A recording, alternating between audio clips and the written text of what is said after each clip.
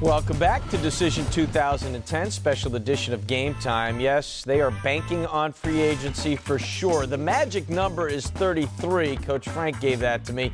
That's how much money you need to sign 2 max guys. There are other details there we won't get into, but don't forget the Miami deal there. That is, they get Dwayne Wade and $29.1 million. That's if they re-sign Dwayne Wade. So that's a look at the money with the teams looking to bring guys or bring guys in during this big, potentially most historic free agent offseason. And as we come back, we've talked a lot about where guys are going to end up. And LeBron, you know, now it looks like Miami might be the favorite, but 24 hours ago, it was Chicago where he was going to go. And we bring in Steve Aschburner now from NBA.com. And I know you've covered the Chicago area. You're usually up there. Now you're in Cleveland getting ready to see where LeBron's going to go. What is the reaction, first of all, in Chicago to the latest?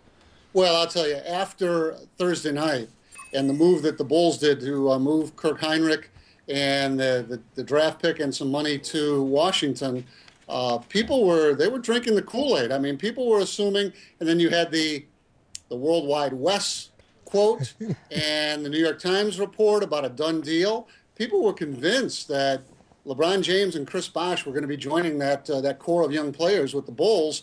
No questions asked. And I think there's been a little wavering now since the Miami summit. I think there's some worry is setting in, and I think like a lot of places, there's going to be more losers in this than there are winners, and the losers are all going to start to, pick over themselves in terms of, well, why not us? What are we lacking? And I think some of that's already going on in some places.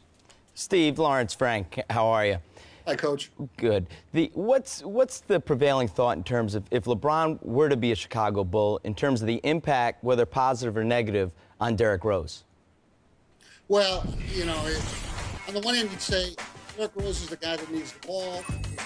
Somehow going to retard his development because he is a dominant player on any team that he'll play for. I just think that if you put good players together, they all benefit, and the sum is greater than the parts. I just think if Rose has LeBron, and if it's understood, remember during that first round series, nobody was more impressed with Derrick Rose than LeBron James. He went out of his way to praise Rose a couple of times in post-game interviews, and if playing with the best possible point guard he can get, seeing that Chris Paul's out of the equation, I think that's probably the strongest single factor for the Chicago Bulls in luring LeBron James. John, how nervous is Cleveland, if you could put a number on it, 1 to 10, because I lived through the 96 situation when Shaq left Orlando. If LeBron were to leave Cleveland, how devastated would they be? Well, I've been here for a day and a half, and I've talked to a lot of people, and I've heard both ways. I've heard a lot of people that are, they're fearing the worst. I'm on the 7th floor of my hotel. I've done sort of a ledge watch on occasion to see if people are edging closer to plummeting.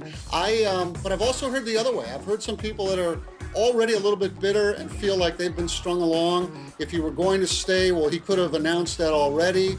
And some exasperation, really, people who want this thing to be done with. They want to get to July 8th, and they want to know one way or the other. So it goes both ways. I think ultimately, obviously, there'll be depression. There'll be a lot of wondering about what happens to the Cavs. How far might they fall, and how long might it take them to get back up and be anywhere close to the position that they're in?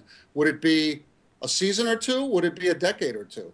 Now, some word today, Steve, that Brian Shaw is close to being signed as the next head coach for the Cleveland Cavaliers. What are you hearing about that? Well, pretty much the same thing you guys are, that he seems to be the guy who's in line for that job. It's interesting to me because I guess as we get, each year we get a little bit closer to Phil Jackson not coming back. And this would be 2 years in a row now that the heir apparent, first Kurt Rambis last year, and now if this goes through, Brian Shaw this year, would move on. Now, these situations are fluid, and there's nothing to say that the Lakers couldn't go out and bring one of these guys back, or, Byron Scott is considered to be a very viable candidate if and when Phil Jackson moves on. But you're losing in Rambis and Brian Shaw, two triangle devotees, I guess I would say, guys who are familiar with that system, who would be able to rather seamlessly continue that with the core of the Lakers. Rambis went to Minnesota, brought the triangle with him. That seems to be a very hard transition. If Shaw were to try to bring a triangle to Cleveland, we haven't seen that. You know, Lawrence Frank could probably answer better than I could in terms of why that's so hard and why we haven't seen the triangle elsewhere. If Byron Scott is ultimately the Lakers coach, he's a Princeton offense guy going to a triangle team. So I wonder about that as well. Well, we're going to save that conversation for another day because I still got to talk about LeBron leaving Cleveland now. Guys, I want to ask you, and we'll get Steve's input on this too.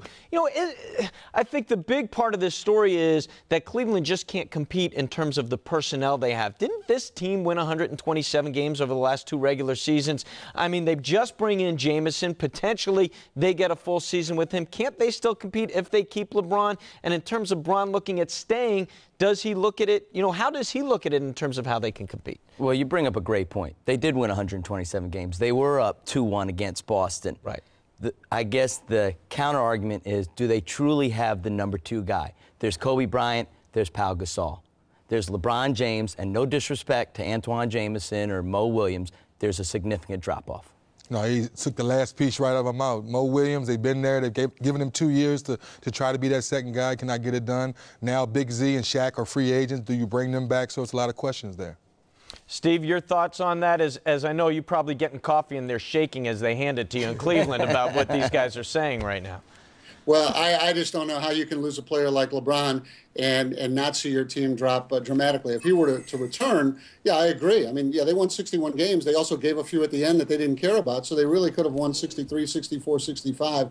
But if he's not here, I think he's a favorite already to be the MVP of next season because that standard that we often use, how would a team do without him? We'd find out how the Cavaliers do without LeBron James. And if they were to fall out of the playoffs, his value would be obvious to everybody. Steve, really appreciate the time and the insight. You enjoy your time there in Cleveland, and I'm sure we'll hear from you again real soon. They're nervous here. All right. Thanks.